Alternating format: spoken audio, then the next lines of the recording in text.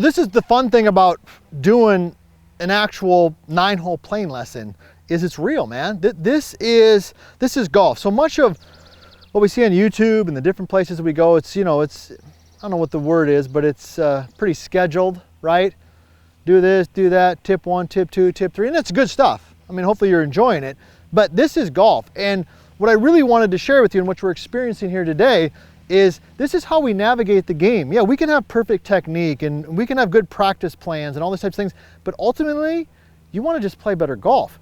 And this is what today is about, is helping you navigate. You can see I've played 4 or 5 holes here. I haven't hit the ball very well, I'm not gonna lie, but I'm even par. I made a nice putt on the first hole.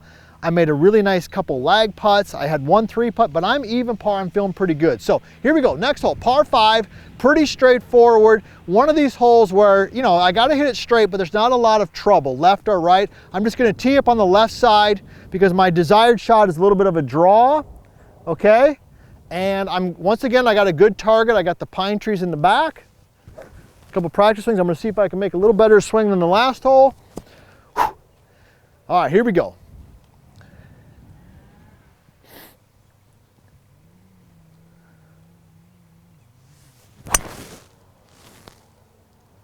Okay, I'll take that. Down the middle, we'll see what the second shot gives us. I don't know if we can get there in 2, but let's take a look at what we got. All right, so this is the benefit. I hit a really nice drive here, right in the middle of the fairway. I'm about 200 out, par 5. This is, once again, decision time. This is a lot what we're learning here today. Good golf is about making good decisions, all right? This is a complete risk reward. I've got water short, I've got 200 yards, a little bit into the wind, all right, and it's all carry.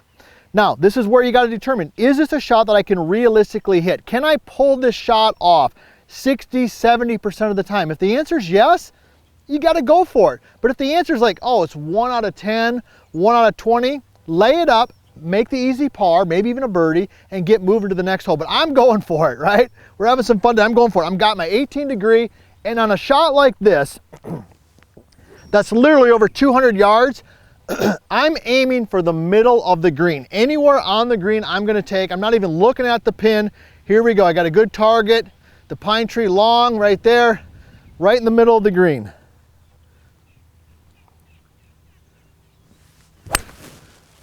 Oh, best swing of the day right there. Let's see if I got the right club in my hands. The wind's pushing a little bit to the right. Perfect. Back right side of the green. Best swing I've made today. Let's go up and hopefully get this thing down in 2 and make a birdie. All right, pulled that shot off. Felt like the best shot of the day. Even Nick's like, hey, that was pretty butter. And to impress Nick is not easy because he has seen me hit a lot of golf shots and even he was impressed with that. Now you'll notice here, I finished a little long, the pin is up the front, but once again, I'm 200 yards. I'm just trying to get the ball over the water, get a good solid target and get it going. So I typically grabbed a club that gave me a little bit more distance. I went with the 18 degree hybrid. I've got a 22, I've got the MaxVert 22 also, which probably was the perfect club for that distance. But once again, if I miss it just a little bit, now I'm down in the water. I went with the 18, I hit it solid. Yeah, I'm a little bit long. So that's one of the things you want to be considering is when you're hitting shots, once again, where's the trouble? Is it short or is it long? And pick a club that allows you to do that. So here we are again, I'm just off the green, so I can't mark it, but I'm gonna use my putter. And I've said this, I think, I don't know, 3 or 4 times already here in just this short little 9-hole round we're playing.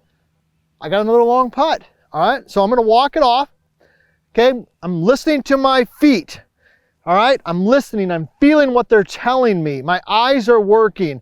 Notice my head is always up.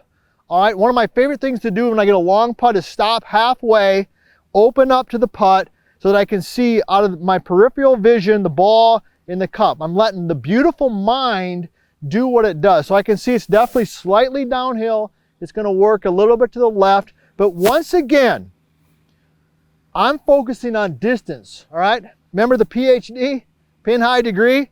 It's not only for shots into the green, but it's for putts as well. Even just as important. So here we go. I've got a good feel for it. I've used my senses, my feet, my eyes. I got a little bit right to left. It's downhill. Let's get that distance right and see if we can maybe, hopefully make an easy birdie. Here we go.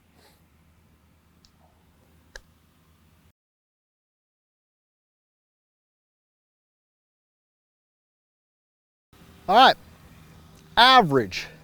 I could feel when I hit it, I could feel it's gonna be a little short. But man, even the way the hole is laid out, like it really drops off once it goes off the green there. So just visually, it felt like it was really downhill. So that's something, gosh, I had never even thought about or we're gonna talk about here. But not only the area which you're putting on or hitting on can have an impact on what you feel and your senses are, but the background. You could notice the background here, it drops off.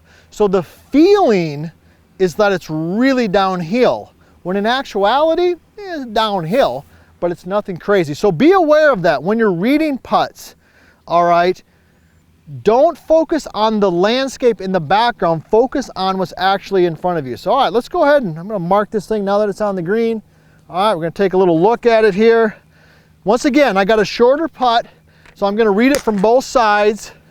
All right, because on these types of putts here, it's about line more than distance. Long putts are more about distance control. Shorter putts, I'm not too worried about getting it the right distance. I'm worried about, can I read it correct? All right, so once again, I like to pick a spot out, and I've got my visual. I'm like, all right, if I can get the ball rolling over this little blade of grass right there, I feel like that's gonna allow me to do it. So on these shorter putts, sometimes I like to find a spot, a divot, an old pitch mark, ball mark, whatever you wanna call it, that I'm gonna roll it over, and let's see what we got. Here we go.